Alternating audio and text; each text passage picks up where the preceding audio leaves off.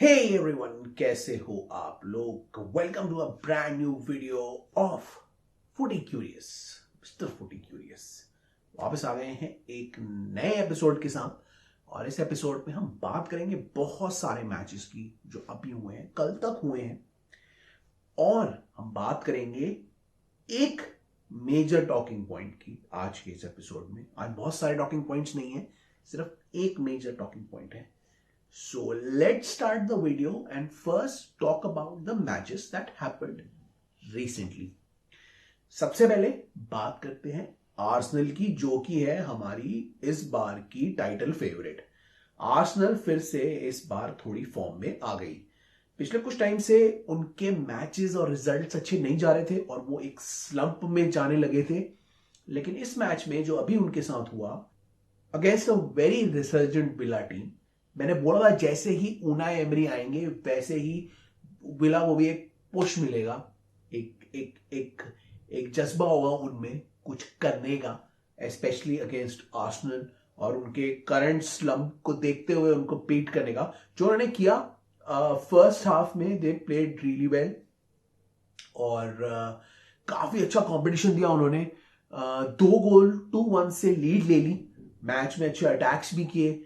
Arsenal उतना fluid नहीं लग रही थी फर्स्ट हाफ में और ऐसा लगा आफ्टर द फर्स्ट हाफ कि उनका स्लंप कंटिन्यू रहेगा। नाउ अभी रिसेंट में आर्सेनल का जो मेन डिफरेंस है पुरानी आर्सेनल से, वो ये है कि कुछ ना कुछ करके they try and come back and win matches. तो 2-1 तक, काफी टाइम तक 2-1 चलता रहा और ऐसा लग रहा था कि नहीं है आज आर्सेनल का दिन। और चांस क्रिएट करी, बहुत सारी चांस क्रिएट करने की कोशिश करी, लेकिन फिर भी ऐसा लग रहा था आर्सेनल का आज दिन नहीं है। और जब एक बार जब ओडेगार्ड ने वो इजी चांस एंड में मिस करी, तो मुझे भी ऐसा लगा कि अब सबको ऐसा लगा कि आर्सेनल अब नहीं कुछ कर पाएगी। लेकिन एक कॉर्नर से जहां पे जिंचेंको अनमार्क्ड खड़े थे, वहां पे उनको मौका मिला, उन्होंने शूट करने का मौका मिला जब उनके पास एरिया आगे का खाली था, जो कि वियर्ड था। तो उन्होंने किक मारी और गोल कर दिया। बहुत ही अच्छी टेक्निक थी, लेकिन किसी न किसी को उसको मार्क करना जरूरी था। वो गलती इन लोगों की थी, इन लोगों ने मार्क नहीं किया और आर्सेनल ने गोल करा एंड दे ड्रू 2-2। उसके बाद सडनली आफ्टर फ्यू टाइम, कुछ टाइम बाद उन्होंने सडनली जॉर्जिनियो ने एक लॉन्ग रेंज किक मार के गोल कर दिया।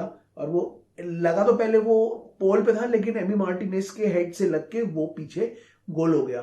तो आर्सेनल सडनली रिजुविनेट हो गई और 3-2 से लीड करने लगी। और ये हुआ है एंड में 90 मिनट्स के बाद। और उसके बाद सडनली उन्होंने लास्ट में छोड़ दिया। ड्रॉ करने के चक्कर में उनको लगा कि लास्ट किक थी, मैच की लास्ट कॉर्नर किक थी, तो एमी मार्टिनेज भी आगे आ गए और वो पूरा गोल ओपन छोड़ दिया। और इसके बाद मार्टिनेज ने गोल करके वो मैच 4 से जीत लिया। तो स्कोर कार्ड से तो ऐसा लग रहा है आर्सेनल ने बहुत अच्छा खेला और क्या कमबैक किया। लेकिन आर्सेनल के गेम में भी फ्रिजिलिटी दिखी। आर्सेनल फर्स्ट हाफ में इतनी अच्छी नहीं थी और विला चाहता, अगर विला गलतियां नहीं करता, अगर जिंचेंको को मार्क कर लेता, तो आई थिंक विला ये मैच जीत सकता था। उन्हें अमेरिकी की टैक्टिक्स ऑलमोस्ट काम में आ गई थी। तो अभी आर्सेनल को बहुत मेहनत करनी है। कुछ लोग कह रहे हैं ये चैंपियनशिप विनिंग मेंटालिटी है, ये है वो है। I understand Arsenal are the favourites to win the championship, champions मतलब पीएल दिस थिंग टाइटल। लेकिन अभी भी आर्सेनल के गेम में बहुत प्रॉब्लम्स हैं। वो लोग वो पार्टी को मिस कर रहे हैं और उनकी टीम में अभी भी ऐसा लग रहा है कि कुछ चीजों को सॉल्व करने के लिए आंसर्स नहीं है। तो अभी भी देखना है कि आर्सेनल अपने सारे गेम्स को कैसे हैंडल करते हैं, क्योंकि बहुत सारे लोग ये सोच के बैठ गए कि आर्सेनल जीतेगा, लेकिन अभी भी कोई गारंटी नहीं है कि आर्सेनल जीते। उसके 2 रीजंस हैं, वो हम आगे डिस्कस करेंगे। लेकिन अभी भी कोई गारंटी नहीं है। आर्सेनल को अभी भी हर मैच में मेहनत करनी पड़ेगी and they have to make sure that they win every match. क्योंकि जो 2 कंपेटिटर्स हैं उनके पीछे, उनकी हम बात करते हैं। सबसे पहला कंपेटिटर है मैनचेस्टर सिटी, जो इस मैच में उनका नॉटिंघम फॉरेस्ट का मैच था, उन्होंने कंप्लीटली डोमिनेट किया। लेकिन उसके बावजूद फाइनली वो 1-1 से ड्रॉ हो गया। अब ये अनफॉर्चुनेट कह लो, कुछ भी कह लो, लेकिन मैनचेस्टर सिटी अपने चांसेस लेने में असमर्थ रहा। उसकी वजह से Nottingham forest got into the game और उन्होंने एक गोल करके ये मैच किस तरीके से ड्रॉ कर दिया। उससे हुआ क्या, अभी पिछले हफ्ते मैनचेस्टर सिटी लीड में आ गया था और सबको ऐसा लगा था सडनली मैनचेस्टर सिटी फॉर्म में आ गया है, लेकिन उससे उनकी लीड पीछे हो गई और वो अब आर्सेनल से 2 पॉइंट पीछे हो गए। तो अभी भी मेरे हिसाब से मैनचेस्टर सिटी बहुत अच्छा खेली इस मैच में, अनफॉर्चुनेट रही। अभी भी मैनचेस्टर सिटी की टीम बेस्ट है लीग में and they will probably win the league in the end, but you can't say what will happen.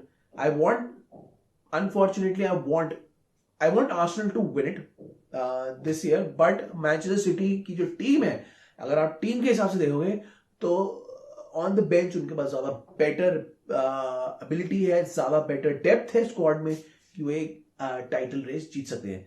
Overall उन्होंने सबने अच्छा गेम प्ले दिखाया, मैच को कंप्लीटली कंट्रोल किया। मैं क्या बात करूं ज्यादा, क्योंकि सिल्वा की जो शॉट थी वो भी बड़ी अच्छी थी जिससे गोल हुआ, और ओवरऑल उन्होंने चांसेस तो क्रिएट की लेकिन वो गोल नहीं कर पाए, वो ज्यादा चांसेस भी नहीं क्रिएट कर पाए इनफैक्ट। इसी की वजह से उन्होंने ये गेम ड्रॉ कर दिया और नॉटिंघम फॉरेस्ट किसी तरीके से ये मैच में आगे निकल गया। तो कोई बात नहीं, मैनचेस्टर सिटी फैंस को डिसअपॉइंट होने की जरूरत नहीं है क्योंकि एक गेम में उन्होंने कंप्लीटली डोमिनेट किया था। सो आई थिंक अभी भी मैनचेस्टर सिटी ठीक है, they will be in other competitions, they will be in premier league title race and let's see what happens in the end of the title race. तो ये था Manchester City का match along with Arsenal. अब हम बात करते हैं तीसरे टीम की जो सडनली बीच में इसके घुस गया है, वो एडमिट नहीं कर रहे हैं लेकिन वो घुस गए हैं, वो है Manchester United. Manchester United versus Lester जो मैच था और मैनचेस्टर यूनाइटेड वर्सेस बार्सा जो मैच था, दोनों मैचेस मैंने देखे और दोनों मैचेस में मुझे एक चीज देखने को मिली कि मैनचेस्टर यूनाइटेड एक एरिक टेन हाग स्टाइल में खेल रहे हैं फुटबॉल, जहां पे वो गिव अप नहीं करते हैं। अगर वो अच्छा भी नहीं खेल रहे तो वो ग्राइंड आउट कर देते हैं रिजल्ट्स। मैं आपको बताऊंगा क्यों मैं इन दोनों मैचेस की बात कर रहा था, क्योंकि अगेंस्ट लेस्टर उन्होंने इतना अच्छा नहीं खेला, लेकिन इन दी एंड रैशफोर्ड की क्लिनिकल फिनिश और ये आपका जो इनकी कमबैक थी सैंचो की, तो इन दोनों की वजह से वो ये गेम जीत गए। 3-0 स्कोर लाइन इसको बहुत कर्टेल करती है कि मैनचेस्टर यूनाइटेड फर्स्ट हाफ में इतने अच्छे नहीं थे। इनफैक्ट लेस्टर ने अटैक करना स्टार्ट किया था। अभी भी Manchester United team specially midfield में और डिफेंस में इतनी अच्छी नहीं है, लेकिन फिर भी वो किसी तरीके से एरिक टेन हाग स्ट्रेटजी से, अपने दिमाग से टीम के जो पैटर्न होते हैं, गेम प्ले पैटर्न्स को देखते हुए किसी तरीके से रिजल्ट ग्राइंड आउट कर रहे हैं। और ऊपर से जो रैशफोर्ड की फॉर्म है, जो कुछ उनके प्लेयर्स की इंडिविजुअल फॉर्म अच्छी निकल गई है, उसकी वजह से they are able to win matches. तो इसलिए अभी भी मैनचेस्टर यूनाइटेड ये इसीलिए कह रहे हैं, एरिक टेन हाग इसलिए कह रहे हैं कि हम टाइटल रेस में नहीं है, because he thinks that it is not a complete team।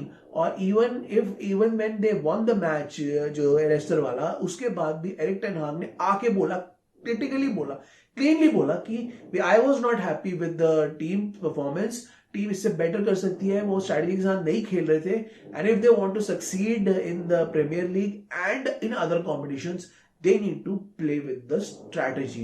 तो इसीलिए I feel still कि Manchester United is not in the title race, but थोड़ा बहुत because of the points they have stuck into the title race। So let's see what happens, they might take it close in the end, और क्या पता वो and में कहीं ना कहीं ऊपर पहुंचकर compete करके दिखा दे, लेकिन for now they are playing very good football and that is what matters in the end।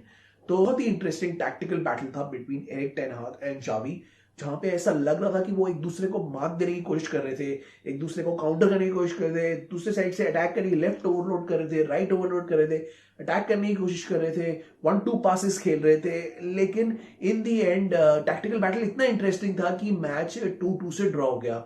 ना थोड़ी चांसेस बार्सिलोना को भी मिली और थोड़ी चांसेस इसको भी मिली, मैनचेस्टर यूनाइटेड को भी मिली, लेकिन मैनचेस्टर यूनाइटेड को मेरे हिसाब से ज्यादा बेटर चांसेस मिली थी।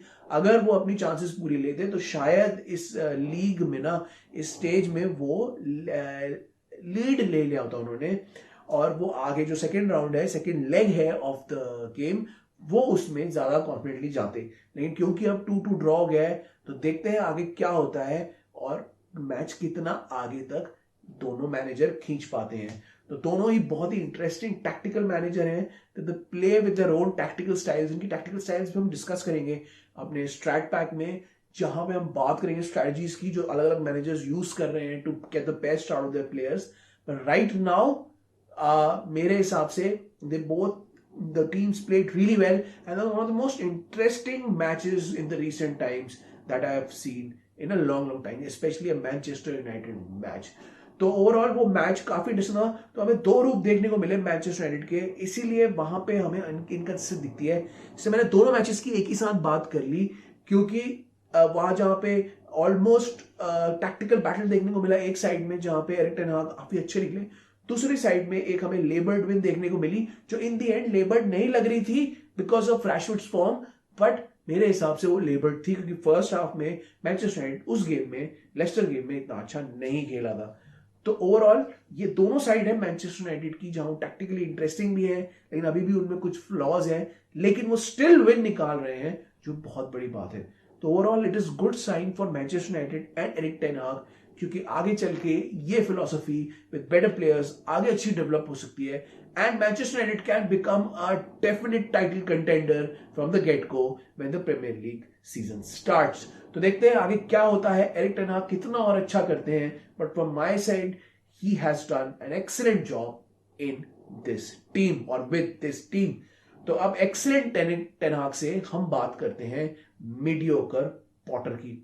इस बार क्या हुआ, चेल्सी साउथहैम्पटन से गेम हार गई 0-1, जो किसी को उम्मीद नहीं थी। इवन दो चेल्सी बहुत खराब खेल रही थी, सबको उम्मीद थी आफ्टर द डॉर्टमुंड परफॉर्मेंस, जो कि डिसेंट थी specially in the first half, Chelsea कुछ करेगी, बिल्डअप करेगी, और ये मैच क्योंकि होम में था, साउथहैम्पटन में उसमें मैनेजर नहीं था, ये मैच चेल्सी आराम से जीत जाएगी, आराम से भी नहीं तो एटलीस्ट 1 या 2-0 से जीत जाएगी। लेकिन ऐसा नहीं हुआ, चेल्सी बहुत ही पेल लगी with no structure, nothing, no game play tactics, no in game tactics, जिसकी वजह से चेल्सी ये मैच मैनेजरलेस साउथहैम्पटन से हार गई।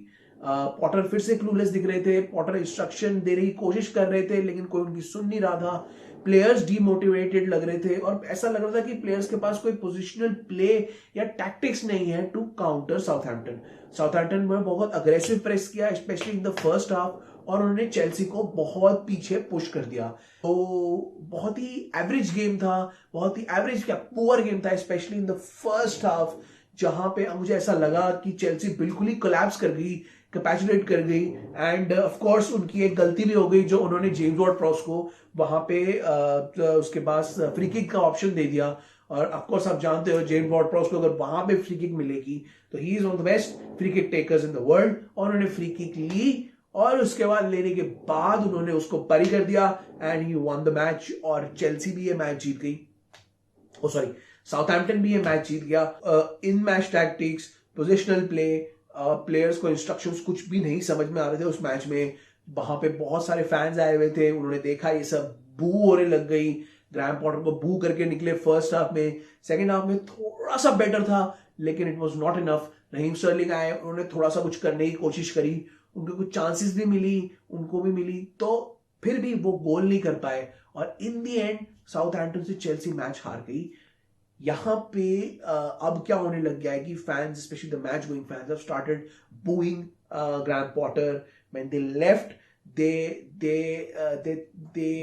atmosphere in the games, the home ground was so bad that they had to leave. Players चले गए वहां से जल्दी, और कोई भी मोटिवेटेड सा या अच्छे मूड में नहीं दिखा, एंड नहीं भी देखना चाहिए, क्योंकि ऐसा लग रहा था कि टीम पूरी डिसरे हो चुकी है, there are no ideas. Potter बिल्कुल कंप्लीटली समझाने में ऐसा लग रहा है कि बिल्कुल क्लूलेस हो चुके हैं कि कैसे समझाएं टीम को अपने आइडियाज। और सब लोग अब ट्विटर में पॉटर को ब्लेम कर रहे हैं। और 2 out of 15 आई थिंक या 3 out of 15 पॉटर का अभी रिसेंट रिजल्ट आया था, जिसमें सिर्फ इतने ही जीते हैं out of 15 matches, which is really poor. और उसमें जो बता रहे थे आधी विंस भी हैं वो उनकी नहीं है। तो इसलिए it's a really dire situation for Chelsea. अब चेल्सी को देखना है कि वो क्या आगे कुछ रिस्पॉन्ड कर पाएंगे, या फिर उनको पॉटर के हिसाब से काफी कुछ चेंजेस करने पड़ेंगे, या फिर पॉटर को ही हटाना पड़ेगा। कुछ नहीं पता अभी क्या होगा। I think after the match उन्होंने 2 दिन के लिए प्लेयर्स को रेस्ट भी दे दिया था ट्रेनिंग का, और उसके बाद ट्रेनिंग स्टार्ट की थी। तो let's see what happens in the next few matches, because 3 matches बहुत क्रूशियल है आगे के, specially the next one. So will have to see what happens, क्योंकि यहाँ पे जहां पे लोग एक्सपेक्ट कर रहे थे कि चेल्सी जीतेगी, वहां पे भी चेल्सी नहीं जीत पाई। ऑल्दो मैंने टीफो का पॉडकास्ट सुना था जहां पे उन्होंने कहा था कि नंबर्स वाइज चेल्सी ऊपर ट्रेंड में जा रही है, लेकिन इन दी एंड चेल्सी हारे जा रही है, और ये ऐसे ही चलता रहा तो ये बिल्कुल रेलीगेशन फॉर्म हो जाएगी चेल्सी की। तो I think from my perspective there was no strategy, there was no positional play. ऐसा लग रहा था उनको जो बताया जा रहा है वो गलत बताया जा रहा है, या नहीं बताया जा रहा, या जो उनको बताया जा रहा है उनको समझ में नहीं आ रहा, तो वो कुछ कर नहीं पा रहे हैं और कंप्लीटली क्लूलेस लग रहे हैं। प्लेयर्स लाइक मुड्रिक, जाओ फिलिक्स, ये आपके एंजो फर्नांडिस भी इस मैच में इतना अच्छा नहीं खेले, क्योंकि उनको ये नहीं समझ में आ रहा था कि वो खेले कैसे। उनके आसपास कोई सपोर्ट नहीं था, कोई कोऑर्डिनेशन नहीं था। मैं देख रहा था एंजो फर्नांडिस और कोवाचिच की कॉम्बिनेशन भी वर्क नहीं कर रही थी, और आगे भी जाओ फिलिक्स को कोई सपोर्ट नहीं मिल रहा था। थोड़ा सा स्टर्लिंग आया, उन्होंने कुछ करने की कोशिश करी, he made some runs, he took some players on, और कुछ चांसेस भी उन्होंने क्रिएट की, जिसमें से एक उनको गोल कर देना चाहिए था बाय द वे। लेकिन इट फेल्ट डीमोरलाइजिंग। और अगर आप दूसरी साइड में साउथहैम्पटन को देखो, इवन दो 20th है और उनकी पोजीशन में भी चेंज नहीं हुआ है, they don't have any manager, they still look much more attacking threat, they still looked aggressive, they still wanted to win, it felt like they wanted to win। और unfortunately Chelsea नहीं जीत पाई, कोई Dzire सा feel नहीं हो रहा था, अच्छा नहीं लग रहा था, पूरा एटमोस्फेयर भी इतना अच्छा नहीं था। तो overall Chelsea had a very bad game, and it looked like Potter looks to be absolutely clueless in this match। तो देखते हैं आगे पॉटर का क्या होगा। वो पॉटर का टॉकिंग पॉइंट हम डिस्कस करेंगे हमारे टॉकिंग पॉइंट सेक्शन में। उससे पहले हम बात कर लेते हैं लिवरपूल की, जिसके 3 अजीब से रिजल्ट हुए। 2 में उनको सक्सेस मिला और तीसरे में बिल्कुल फेलियर, और फेलियर भी अजीब तरीके से मिला, मैं बताता हूँ आपको। तो लिवरपूल की बात कर लेते हैं।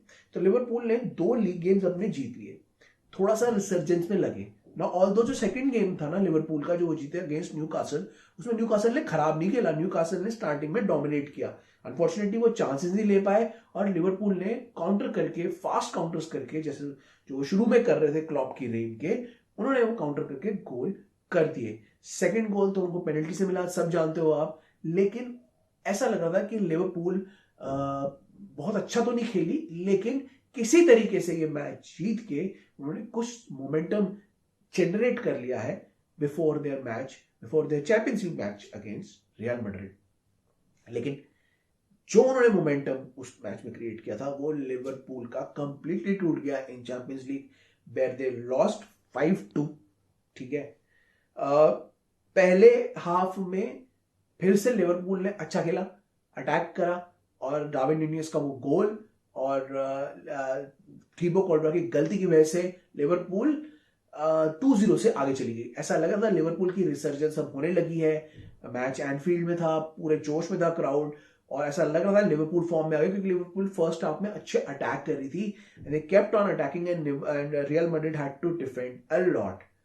लेकिन जैसा रियल मैड्रिड टीम है, रियल मैड्रिड अगर अच्छा ना भी खेले तो उसको ऐसा साइन नहीं लेना चाहिए, क्योंकि रियल मैड्रिड कभी भी वापस आ सकती है। पहला गोल विनीशियस ने अपने स्किल से निकाला और बढ़िया साइड कॉर्नर नेटिंग पे गोल किया। उसका दूसरा गोल एलिसन ने किक किया, वो विनीशियस को लगी और फ्रिक गोल हो गया। तो आई थिंक वहां कोर्टुआ का और एलिसन का गोल क्रॉस आउट हो गया। तो ये फ्रिक गोल होने के बाद लिवरपूल और रियल मैड्रिड 2-2 पे ड्रॉ हो गए। अगर आप ऐसी सिचुएशन में रियल मैड्रिड को छोड़ दोगे ना, the real Madrid has these individual brilliant moments जो सडनली ना गोल में कन्वर्ट हो जाते हैं. ना the thing is other team and Real Madrid में ये डिफरेंस है, रियल मैड्रिड अपने मोमेंट्स को गोल में कन्वर्ट कर देती है. अगर आपने उनके दूसरे गोल देखे हो तो उनके ऐसे ही हुए थे. अगर आपने उनका गोल देखा एडर मिलिटाओ का, तो वो सडनली आए, इतने लो से उन्होंने जोर से हेडर मारा, और क्या हेडर था वो, और कॉर्नर से गोल कर दिया. इनफैक्ट आप करीम बेंजेमा का भी देखो गोल, तो उनके वहां रहने से लिवरपूल का डिफेंस इतना पैनिक हो गया कि उन्होंने पहले तो गोलकीपर को भी फूल करा, डिफेंस को भी फूल करा, और फिर प्रॉपरली प्लेस करके गोल कर दिया. तो कभी भी लिवरपूल जैसी टीम, रियल मैड्रिड जैसी टीम को कभी भी आपको मोमेंट्स नहीं देने होंगे, क्योंकि रियल मैड्रिड अगर घटिया भी खेलेगी ना, बेकार भी खेलेगी, तो वो मोमेंट्स में गोल बना के आपका कॉन्फिडेंस कंप्लीटली खत्म कर देगी. इस मैच में लिवरपूल इतना खराब नहीं खेला था, specially in the first half, लेकिन जो रियल मैड्रिड ने मोमेंट्स लेके गोल कर दिया, ऐसा लग रहा है कि लिवरपूल कंप्लीटली एनाइलेट हो गई और 5-2 से हार गई.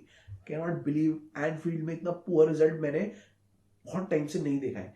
तो ऑल्दो लिवरपूल ने जो लीग गेम्स है उसमें दिखाया कि वो काउंटर अटैक कर सकती है, लेकिन अभी भी वो लिवरपूल फॉर्म में नहीं आ रही है जो पहले हुआ करती थी. I think next pre season के बाद हमें असली लिवरपूल देखने को मिलेगी, लेकिन अभी भी लिवरपूल उस लेवल पे नहीं आई है जिस लेवल पे पहले एक्सपेक्ट करते थे. लेकिन हाँ, मैंने जो 2 गेम्स में देखा लिवरपूल के, वो ये देखा कि वो काउंटर अटैकिंग स्टाइल में आ गई है, और काउंटर अटैक में किसी भी टीम को वो गोल करके बर्बाद कर सकती है. तो लिवरपूल एटलीस्ट उस फॉर्म में आ गई है, और लीग में जो उनको हेल्प करेगा, लेकिन चैंपियंस लीग में अब रियल मैड्रिड की लीड इतनी बड़ी हो गई है कि मुझे नहीं लगता लिवरपूल अब कुछ कर पाएगी चैंपियंस लीग में. तो ऑल्दो लिवरपूल को 5-2 से हार गई, मेरे हिसाब से लिवरपूल इतनी खराब नहीं खेली थी. वो रियल मैड्रिड है, रियल मैड्रिड की मोमेंट्स होती हैं, और रियल मैड्रिड उन मोमेंट्स में गोल कन्वर्ट कर देता है. कोई भी टीम हो चाहे रियल मैड्रिड के साथ, वो ही उसको प्रॉब्लम में आ जाएगा. कभी कभी वो ऐसे मोमेंट्स क्रिएट कर देते हैं कि टैक्टिक्स भी काम नहीं आती, और वो उस मोमेंट को गोल कन्वर्ट करके गोल मार देते हैं. तो ऑल्दो ओवरऑल उनका सम अप बेकार ही रहा, स्पेशली चैंपियंस लीग का, जो जहां पे मुझे लगता नहीं है वो आगे बढ़ पाएंगे, लेकिन लीग में वो टॉप 4 आ सकते हैं, specially with counter attacking ability. अभी भी उनमें वो फ्लूइडिटी नहीं आई है. मैं पहले भी कह रहा हूं, न्यू कासल ने वो गेम डोमिनेट किया था, जो लीग गेम था, लेकिन लिवरपूल ने 2 काउंटर अटैक किए और वो मैच अपने अंडर कर लिया. तो लिवरपूल अभी भी परफेक्ट नहीं है, लेकिन इतना वो है उनमें क्षमता कि वो एटलीस्ट टॉप 4 के लिए फाइट कर सकती है, क्योंकि स्पर्स की फॉर्म भी बहुत कुछ खास नहीं चल रही है. तो लिवरपूल अभी इतना कर सकती है कि वो टॉप 4 में आ जाएगी, स्पेशली इन द लीग, लेकिन चैंपियंस लीग से अब ऐसा लग रहा है कि वो बाहर हो गई. तो उनको दोबारा से रीबिल्ड करना पड़ेगा. वो फर्स्ट हाफ में हमें जो देखने को मिला, स्पेशली अगेंस्ट रियल मैड्रिड, कि डार्विन न्यूनेस, मोहम्मद साला अगर टिक गए, कोडी गैक्पो और ये सब, तो ये अच्छी पार्टनरशिप बना सकते हैं, and they can really push forward in the league specially, and compete in the European competitions again. क्योंकि ऐसा लग रहा था कि थोड़ी बहुत partnership at least in the first half उनकी बनने लगी है, होने लगी है. तो देखते हैं कि जमने लगी है. तो देखते हैं कि आगे क्या होगा, क्या लिवरपूल कर पाएगी, आगे जा पाएगी. लीग में तो आई थिंक वो अब ठीक ठाक कर ही लेगी, क्योंकि वो काउंटर पे खेलेगी अब लिटरली, लेकिन चैंपियंस लीग से और कंपटीशन से वो बाहर हो गई है. क्या वो रियल मैड्रिड को हरा पाएगी, आई डोंट नो, बट मुझे ऐसा लगता नहीं कि रियल मैड्रिड उनको अपने होम ग्राउंड में जीतने देगी. तो मेरे हिसाब से चैंपियंस लीग तो गया, तो Liverpool should concentrate on getting in top. Liverpool should concentrate on getting in top 4, and they should focus on wins in the league. तो ये होगी लिवरपूल की बात. अब ये सारे गेम्स के बाद ना, आज मैं यूरोपियन कॉम्पिटिशन्स की बात नहीं करूंगा, मैं दूसरी टीम्स की बात नहीं करूंगा. ऑल्दो मैं जस्ट एक हाईलाइट देता हूं कि बायर्न बाय द वे हार गई. मुंचनग्लाडबैक बहुत अच्छा खेली, और उन्होंने लिटरली बायर्न को 3-2 से हरा दिया. बुंडेसलीगा में क्या हो गया है, 3 टीम्स अब सेम पॉइंट्स में है, डॉर्टमुंड, यूनियन बर्लिन और बायर्न. और देखते हैं कि वहां क्या होगा. वहां बहुत इंटरेस्टिंग लीग चल रही है, जिसकी बात हम करेंगे बाद में. अभी के लिए एक और छोटी सी मैं खबर देता हूँ, by the way, before we talk about talking points. दूसरी खबर मैं देता हूँ कि जो PSG है वो बहुत ही अच्छा खेली बाय द वे. बहुत अच्छा नहीं खेली बाय द वे, लेकिन individual brilliance by Mbappe, Neymar and Messi, incredible free kick by Messi, उन्होंने वो गेम जीत लिया। मैं इसलिए ये सब मेंशन कर रहा हूं क्योंकि पीएसजी भी वो जो उसकी जो मेसी की जो किक थी वो बहुत ही जबरदस्त थी, और पीएसजी ने किसी तरीके से वो मैच में कम बैक करके वो मैच जीत लिया। और तो बायर्न और पीएसजी अभी इतना अच्छा नहीं खेल रहे हैं, जिसकी वजह से पीएसजी तो जीत जाएगी लीग, लेकिन बायर्न जो है, बुंडेसलीगा जो है, वो बहुत ही इंटरेस्टिंग हो गया है। बाकी बात करूं अगर मैं सेरिया की, तो सेरिया में नापोली ने कमाल कर दिया है, इवन जोसे मourinho ने कमाल कर दिया है, रोमा को थर्ड पे ले आए हैं, और वो भी बड़ी इंटरेस्टिंगली हुई है, specially for the second to fourth position जो चैंपियंस लीग पोजीशन है। फर्स्ट पे तो नापोली रहेगी, उन्होंने क्या खेला, फिर से क्वारात्सेलिया ने जबरदस्त गोल किया, और ओसिमेन अगेन फॉर्म में दिख रहे हैं, तो नापोली तो वो जीती है लीग, लेकिन ये जो टीम है ना बाकी की, इनके पास पूरा मौका है चैंपियंस लीग पोजीशन में आने का। तो सीरिया भी इंटरेस्टिंग हो गया है, बुंडेसलीगा भी बहुत इंटरेस्टिंग हो गया है, जिसके बारे में हम बात करेंगे अपने स्टार्ट पैक वाली सीरीज में, जिसको हम स्टार्ट करेंगे। और पीएसजी ने भी अमेजिंग अपने सुपरस्टार्स को इंक्लूड करके ये गेम जीत लिया किसी तरीके से। अब हम बात करते हैं इस वीडियो के मेन टॉकिंग पॉइंट की, जो है ग्रैहम पॉटर का क्या होगा। मैंने चेल्सी का गेम देखा, सबने चेल्सी का गेम देखा। चेल्सी अभी अच्छा नहीं खेल रही है। अब 3 या 2 wins out of 15 Graham Potter का रिकॉर्ड है। I think he has the worst record of any manager in Chelsea team. अब फैंस तो एंगर हो गए सोशल मीडिया में, उन्होंने हल्ला कर दिया, मैंने भी देखा, मैंने भी ट्वीट किया, सबने किया। Most of the fans, I think 90% of the fans ने तो बोल दिया है पॉटर आउट। 10% फैंस कह रहे हैं कि स्टिल पॉटर इन। लेकिन जो बहुत सारे फैंस थे जो पिछले गेम तक कह रहे थे कि पॉटर इन, उन्होंने भी अब जवाब दे दिया और कह दिया है कि पॉटर आउट। कुछ लोग उनको 2 गेम दे रहे हैं, कुछ लोग उन्हें 1 गेम दे रहे हैं, कुछ लोग 3 गेम देना चाहते हैं till the champions league fixture against Dortmund, क्योंकि भी 3 फिक्चर्स उनके हैं, स्पर्स, लीड्स और championship league fixture with Dortmund.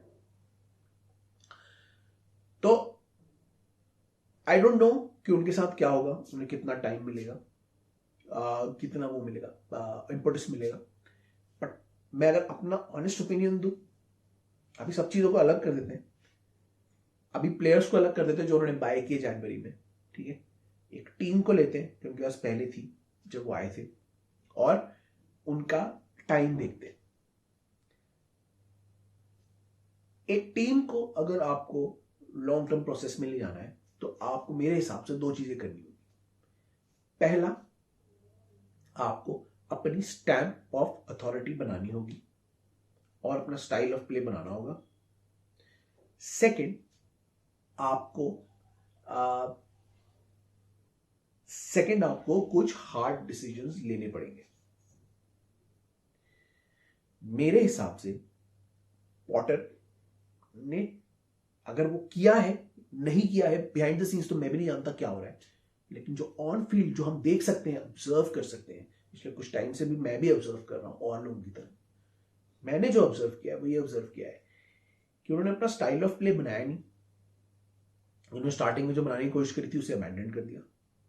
दूसरा, उन्होंने अपनी अथॉरिटी नहीं बनाई, स्टाइल ऑफ प्ले और अथॉरिटी जो मैं बात कर रहा था। तीसरा, उन्होंने हार्ड डिसीजन लिए। अब मैं ओबामेयांग की बात कर रहा हूं, ओबामेयांग आई थिंक उनका डिसीजन नहीं है, ओबामेयांग बोर्ड का डिसीजन है। I think they wanted to move on Aubameyang. Aubameyang उनको लग रहा है गलती हो गई और वो ओबामेयांग को आगे निकलना चाहते। तो ये तीन चीजों की वजह से ना, आप अगर परफॉर्मेंस उनकी पहले भी ले लो ना, अगर आपकी परफॉर्मेंस उनकी प्लेयर्स बाय करने से पहले भी ले लो, तो उसमें भी कुछ देखने को नहीं मिला। प्रोसेस को लोग तब ट्रस्ट करेंगे अगर प्रोसेस में थोड़ी सी विंस हो, स्क्रैपी विंस हो, बीच में टाइट गेम्स में कुछ मोमेंट्स अच्छे हो, जहां पे सिमिलर पैटर्न ऑफ प्ले देखने को मिले, अंडरस्टैंडिंग देखने को मिले, तब कह सकते हैं कि हाँ, ये यहां जाना चाह रहा है मैनेजर, लेकिन हमारे पास अभी रिसोर्सेज नहीं है, या अभी पूरी तरीके से इन लोगों को फिलॉसफी समझ में नहीं आई है। लेकिन अगर कंप्लीटली समझ में आ गई तो ये गेम हमें अच्छा देखने को मिल सकता है। मेरे हिसाब से अभी तक ये चीज नहीं देखने को मिली है। वो क्या करना चाह रहे हैं, कहाँ जाना चाह रहे हैं, टीम में क्या आइडियाज डाल रहे हैं, वो या तो वो ठीक से कन्वे नहीं कर पा रहे, या फिर प्लेयर्स को वो बिल्कुल समझ में नहीं आ रहा है, या प्लेयर्स उसके आइडियाज को नहीं मानने से इनकार कर रहे हैं। क्योंकि आपको ये भी देखना होगा कि वो प्लेयर्स किस टाइप के हैं और क्या वो इस पोजीशन में जेल हो पाएंगे या नहीं। तो पॉटर के लिए सबसे जरूरी है कि अगर उनको अपना आइडिया करना है और अपने आइडिया से आगे बढ़ना है, तो उनको ये देखना है कौन से प्लेयर उनके लिए ज्यादा सबसे मेन है और उनको सबसे पहले खिलाना है, और जो दूसरे प्लेयर्स हैं जो नहीं कर पा रहे हैं, जो उनको नहीं कर पाएंगे, उनको उन्हें ट्रेड करना है। ऐसे ही आगे बढ़ पाते हैं कि first you fix on an idea और अ पैटर्न ऑफ प्ले। मेरे हिसाब से, मैं कोई एक्सपर्ट नहीं हूं, मेरे हिसाब से पैटर्न ऑफ प्ले बनाना पड़ेगा, अपनी स्टैंप ऑफ अथॉरिटी लगानी पड़ेगी। उसके बाद आपको वो प्लेयर्स ढूंढने पड़ेंगे जो उस समय आपकी प्ले स्टाइल से सूट करें, उनको खिलाना पड़ेगा। तीसरा, आपको उनको कोच करना पड़ेगा जो ये नहीं कर पा रहे। चौथा, आपको अगर जो कोचिंग के बाद भी अगर वो नहीं समझ पा रहे, तो उनको क्लब से बाहर निकालना पड़ेगा और सिमिलर टाइप के प्लेयर्स आपको लाने पड़ेंगे। इससे कोचिंग फिलॉसफी और स्टाइल और कल्चर बनता है। ऑल्दो पॉटर के पास बहुत सारे एक्सक्यूजेस भी रहे हैं, एक्सक्यूजेस भी क्या कहूँ मैं, सर्कमस्टेंसेस रहे हैं। प्लेयर्स नहीं थे पहले, नए प्लेयर्स आए हैं, स्ट्रक्चर चेंज हुआ है चेल्सी का पीछे, काफी सारी चीजें हुई हैं। इस चीज के बीच में उन्होंने जॉब एक्सेप्ट की, लेकिन आपको इतनी लो परसेंटेज आप नहीं रख सकते विनिंग परसेंटेज। आपको एटलीस्ट इसके हाफ तो जीतना पड़ेगा। अगर आप 50% मैचेस जीत रहे हो, ठीक है, 50% विन परसेंटेज रख रहे हो, 60% चलो रख रहे हो, स्क्रैपी विन्स ले रहे हो बीच में, लेकिन आपके स्टाइल दिख रहा है, पैटर्न दिख रहा है और कुछ मूवमेंट्स दिख रहे हैं बहुत जबरदस्त, तो सबको लगेगा कि हाँ, इस पे आगे बढ़ सकते हैं, इस प्रोसेस को लेके आगे बढ़ सकते हैं, and with pre season you can build upon it. अगर आप टॉप 4 की रेस में हो, तो लगेगा हाँ, इस बार हम टॉप 4 आ सकते हैं। उसके बाद हम अगले प्री सीजन में इन आइडियाज को फर्दर डेवलप कर सकते हैं with more players coming in. अभी ऐसा पॉटर को देखने में नहीं लगा। और दूसरी चीज ये हो रही है कि वो टच लाइन पे बहुत ही शांत रहते हैं, वो बहुत शांत पर्सनैलिटी है, शांत रहते हैं मोस्टली। वो चीज लोगों को अच्छी नहीं लग रही, क्योंकि लोग कह रहे हैं कि एलीट लेवल के जो मैनेजर होते हैं उनमें कुछ जज्बा देखने को मिलता है ऑन फील्ड। अब मेरे हिसाब से ये जरूरी नहीं है कि उनमें जज्बा हो, चाहे ऑन फील्ड हो चाहे ऑफ फील्ड हो, लेकिन उनमें कंट्रोल करने की एक एबिलिटी होती है। See elite managers like Luis Enrique and Hansi Flick, ठीक है, वो उनका नेचर दूसरा है, ठीक है, लेकिन वो जैसे अपने प्लेयर्स के ऊपर हाथ रखते हैं, उनको इंस्ट्रक्शन देते हैं हाथ पकड़ के, और उनको कहते हैं कि जाओ जाके वो इंस्ट्रक्शन फॉलो करो और ठीक करो, वो भी बहुत अग्रेसिव नहीं है कॉन्टे की तरह। आपको उतना अग्रेसिव होने की जरूरत नहीं है कॉन्टे की तरह, ठीक है, या पेप की तरह। कई बार आप हंसी फ्लिक और लुइस एनरिके की तरह भी अग्रेसिव हो सकते हो। अग्रेसिव मतलब इन द सेंस कि आप एक बड़ी पर्सनैलिटी हो सकते हो, जो जो जो which can put an arm around a player and say कि ऐसे करना है boss, you have to do these tactics, you have to understand, you need to be kind of a level so that people say कि this person is there next to me and this person has a personality and वो उस personality को उस personality की वजह से, उस tactics की वजह से he is trying to tell me something and I need to listen to it, otherwise if I don't listen I will be out। तो ये सब उनको करना पड़ेगा। He has to get the best out of players। और जो अच्छे manager होते हैं, जो एलीट लेवल के एक्सपीरियंस वाले मैनेजर होते हैं, उनको आप कुछ भी दे दो, उनको चाहे आप प्री 600 मिलियन दे दो बजट या पोस्ट 600 मिलियन बजट दे दो, इंजरीज दे दो, कुछ भी दे दो, तो वो किस तरीके से रिजल्ट्स ग्राइंड आउट करते हैं अपनी फिलॉसफी के साथ। ऐसा नहीं है कि बिफोर स्पेंडिंग 600 मिलियन चेल्सी के प्लेयर्स नहीं थे, अकेडमी में थे। You can still pick out, जैसे फॉर एग्जाम्पल मैं एक छोटा सा एग्जाम्पल लेता हूँ एस्पिलिक्वेटा का। एस्पिलिक्वेटा बहुत senior, by the way Azpilicueta is fine, बहुत बड़ी बात है। एस्पिलिक्वेटा को इंजरी हो गई थी, चोट लग गई थी, he is fine, I am happy for him, happy for his family, he is fine, he is our captain. But क्या हुआ है अभी रिसेंट में ना, उनके लेग्स चले गए हैं। he wants to do something but he is not able to do the carry out something for the entire match। ना आपने रीस जेम्स को रेस्ट किया, राइट, थियागो सिल्वा को रेस्ट किया, थियागो सिल्वा के लगे तो था कोई, रीस जेम्स की जगह कोई नहीं था, मालो गस्तो अभी आया नहीं है। क्या करना चाहिए आपको? आपको या तो चालबा को राइट बैक में खिलाना चाहिए, उनको ट्रेन करना चाहिए कि अभी के लिए तुम ट्रेन हो जाओ, बाद में मालो गस्तो आ रहे हैं, you will can play in the centre और एट द बैक। या फिर आपको कोई एकेडमी का राइट बैक लाके उनको ट्रेन करना चाहिए कि अभी रीस जेम्स नहीं है, रीस जेम्स को आने में, डेवलपमेंट में टाइम लग रहा है, रिहेबिलिटेट करने में, तो you can coach him, coach the young right back to play as a right back for us. आप कर सकते हो, क्योंकि बहुत सारे लोग करते हैं, अकेडमी के प्लेयर्स ला रहे हैं और वो अच्छा करते हैं। Look at Phil Foden, what he is doing.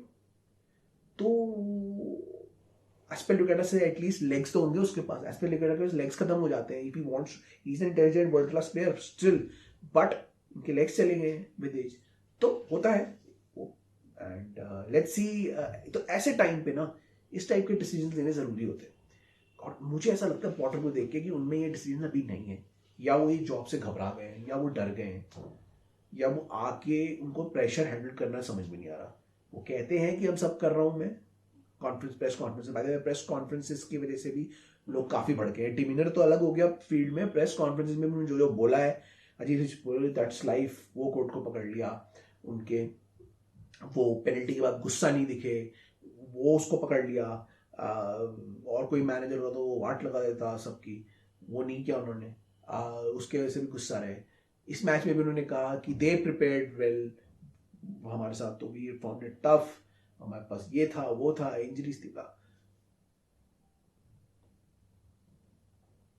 Press conferences और उसको असाइड छोड़ दो, Chelsea fans, he is trying to do is not going through. I think अगर ऐसा हो रहा है, that means he is not the man for job. मेरे हिसाब से जो मैंने देखा है, जो मैंने आपको रीजन बताया अभी, मुझे नहीं लगता उन्होंने इतना कुछ किया है। अब प्रॉब्लम क्या होती है ना कि चेल्सी एक बहुत बड़ा क्लब है, चेल्सी अगर रेलीगेशन जोन में आ गया ना, तो ओनर्स के ना चाहते हुए भी उनको इस ग्रैम पॉटर को फायर करना पड़ेगा, सैक करना पड़ेगा, क्योंकि एटलीस्ट उन्होंने प्रीमियर लीग का सीजन तो बचाना ही है। तो एटलीस्ट प्रीमियर लीग का इस बार का सीजन बचाने के लिए, चाहे वो इंटरिम मैनेजर को ही लेके आए, उनको सैक करना ही होगा, क्योंकि चेल्सी एक इतनी बड़ी टीम है कि वो रेलीगेशन फाइट में नहीं जा सकती। तो देखते हैं पॉटर को कितना सपोर्ट दिया जाएगा, कब तक दिया जाएगा। अभी बहुत इधर उधर की स्टेटमेंट्स आ रही हैं, 1 मैच 2 मैच 3 मैच नहीं निकालेंगे, निकाल देंगे, ये मैनेजर से बात चल रही है, वो मैनेजर से बात चल रही है, लेकिन अभी कुछ नहीं कह सकते। अब ये मैच बाय मैच देखना पड़ेगा कि वो पॉटर को कितना सपोर्ट कर दे।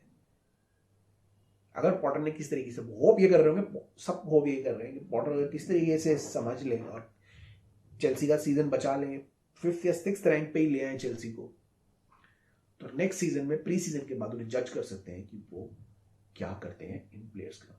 Otherwise right now it seems dull, boring, no stamp of authority, no playing style, no playing pattern, no motivation, nothing is there right. और अगर ऐसा होता है तो then it is only one way, which is the sack. देखते हैं कि क्या होता है पॉटर के साथ, कितना अच्छा वो आगे मैच में कर पाते हैं। अब मैच बाय मैच ही पता लगेगा कि वो आगे कैसे जाएंगे। तो गाइस, ये था मेरा opinion on Potter and on the matches. Hopefully आपको वीडियो पसंद आया होगा। वीडियो में कुछ साउंड आए होंगे तो सॉरी, बहुत सारे आउटसाइड नॉइजेस आ रही हैं अभी। तो keep following our channel, keep watching our episodes and keep liking, subscribing, और जो आप थोड़ा थोड़ा पॉजिटिव हमें रिस्पॉन्स दे रहे हो उसको कंटिन्यू रखो। So with this I and my video. See you in the next one, next episode. Till then, it's goodbye from us.